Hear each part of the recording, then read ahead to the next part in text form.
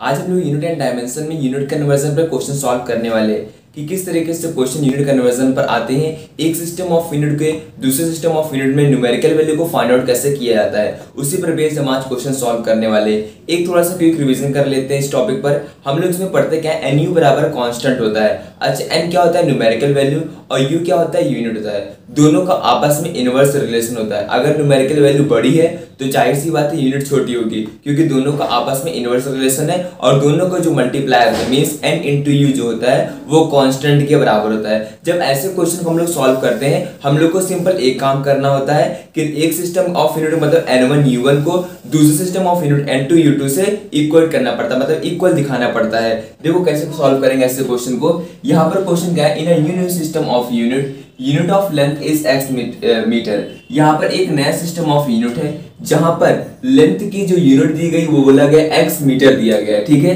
Find करना है 8 metre cube volume को नए यूनिट ऑफ सिस्टम में क्या होगा। अब देखो ये क्या है हमारे पास, ये n1 दे रखा गया है और वॉल्यूम क्या है, वॉल्यूम इज द u1 जिसको हम लिखेंगे मीटर क्यूब। आप सबको पता होगा मीटर क्यूब में लिखते हैं हम लोग इसकी यूनिट को। अब मुझे कन्वर्ट करना है इसको नए सिस्टम ऑफ यूनिट में क्या होगा, जहां पर लेंथ की जो यूनिट है वो x मीटर दिखाई गई है। तो देखो कैसे सॉल्व करना है। आप लोग को हमने बताया कि nu बराबर क्या होता है, हमेशा याद रखना ये टर्म जो होता है वो कांस्टेंट के बराबर होता है। तो एक कांस्टेंट जो होगा ये नए सिस्टम ऑफ यूनिट के लिए और जो ऑलरेडी सिस्टम दिया गया है 8 मीटर की वॉल्यूम उसके लिए बराबर होगा। हम बोल सकते हैं n1 u1 equals to n2 u2। अब n1 क्या दिया गया, 8 मीटर क्यूब, 8 मीटर क्यूब दिया गया, ठीक है। हमने इसको यूनिट की फॉर्म में यहाँ पर लिख दिया, ठीक है। अब चलो इसको बराबर कर देते हैं n2 तो निकालना है। अब यूनिट क्या है यहाँ पर, ये होता है हमारा वॉल्यूम L का क्यूब होता है, ठीक है। हमने मीटर क्यूब यहाँ पे लिख दिया। यहाँ पर लेंथ दिया गया x मीटर, तो ये क्या हो जाएगा, x मीटर का क्यूब हो जाएगा। ऐसे इसको हम लोग लिख सकते हैं, ठीक है। इसको और थोड़ा सीक्वेंस में लिखते हैं, 8 metre cube equals to n2 into X cube और यहाँ पे आ जाएगा मीटर का क्यूब, ठीक है।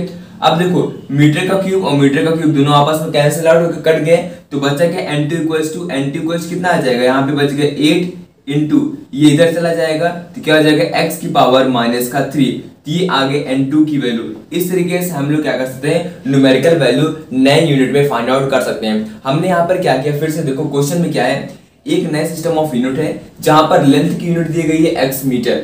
तो बताना है 8 मीटर क्यूब वॉल्यूम को इस सिस्टम ऑफ यूनिट में कैसे रिप्रेजेंट करेंगे, या फिर यहाँ पर न्यूमेरिकल वैल्यू क्या होगी 8 मीटर क्यूब की। तो उसके लिए हमने nu बराबर कांस्टेंट कर दिया, n1 u1 को n2 u2 के बराबर कर दिया। अब यहाँ पे n1 तो ये हो गया और n2 तो ये हो गया, मींस 8 मीटर क्यूब हो गया n1 u1।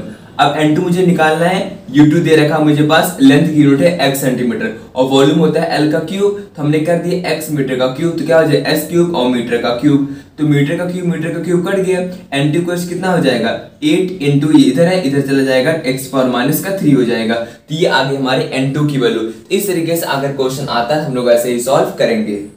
सेम कॉन्सेप्ट के ऊपर हम लोग अगला क्वेश्चन सॉल्व करते हैं। थोड़ा सा लेवल यहाँ पे बढ़ा दिए क्वेश्चन को, आप लोग को देखना है क्वेश्चन को कैसे सॉल्व करना है, ठीक है।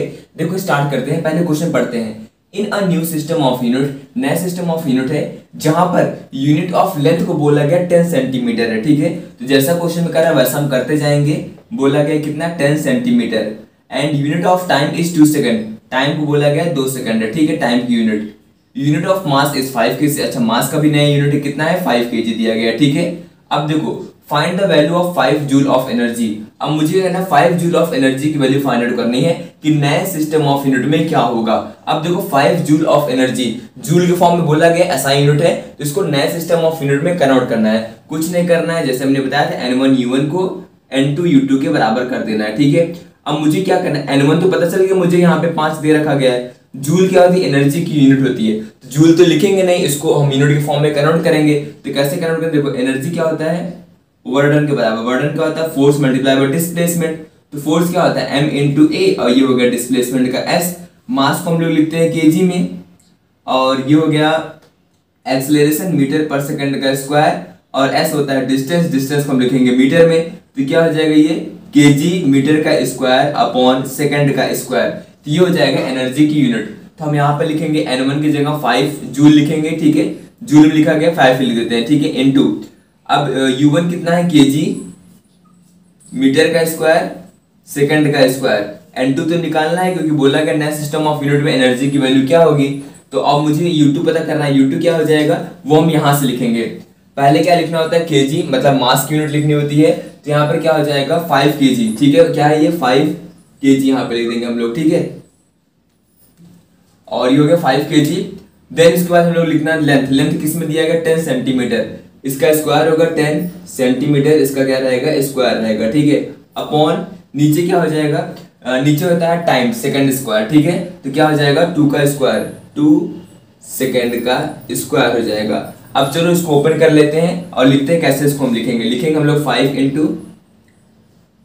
kg हो गया, ये हो गया मीटर का स्क्वायर, ये हो गया सेकंड का स्क्वायर, यहाँ पे आ गया n2, ये हो गया 5 kg हो गया। इसको हम लिख सकते हैं 10 की पावर 2 सेंटीमीटर का स्क्वायर लिख देंगे। ओपन करने के बाद इसको ओपन करेंगे 2 to the 4 हो जाएगा और ये हो जाएगा सेकंड का स्क्वायर, ये सेकंड है, ठीक है। अब देखना जरा, सेकंड का स्क्वायर से कट जाएगा, ठीक है। केजी से केजी कट जाएगा, ये भी कट गया। और क्या कट रहा है, इनको कट करते हुए हम लोग आगे बढ़ेंगे, ठीक है। यहाँ पे देखे जरा तो 5 और 5 भी आपस में कट गए।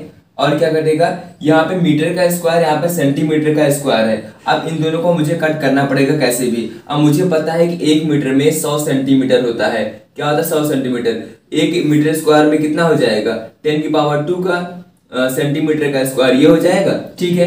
अब मुझे इसको सॉल्व करना है, तो हम 1 मीटर स्क्वायर जगह लिख सकते हैं। इसको ओपन करो, क्या हो जाएगा 2 to the 4 10 की पावर 4 सेंटीमीटर का स्क्वायर, नीचे कुछ बचा नहीं, इक्वल्स टू क्या हो जाएगा n2 इंटू ये क्या हो जाएगा 10 का स्क्वायर सेंटीमीटर का स्क्वायर अपॉन नीचे क्या आ जाएगा 4। तो यहाँ से जरा देखो सेंटीमीटर का स्क्वायर कट गया। यहाँ पे क्या बचेगा, इससे कटेगा, यहाँ पे 10 की पावर 2 बच जाएगा, इसको इधर भेज दो। n2 की वैल्यू कितनी आ गई 4 इंटू 10 की पावर 2, या फिर बोल सकते हैं हम लोग n2 कितना आ गया 400 आ गया। ऐसे क्वेश्चन को इस तरीके से सॉल्व किया जाएगा।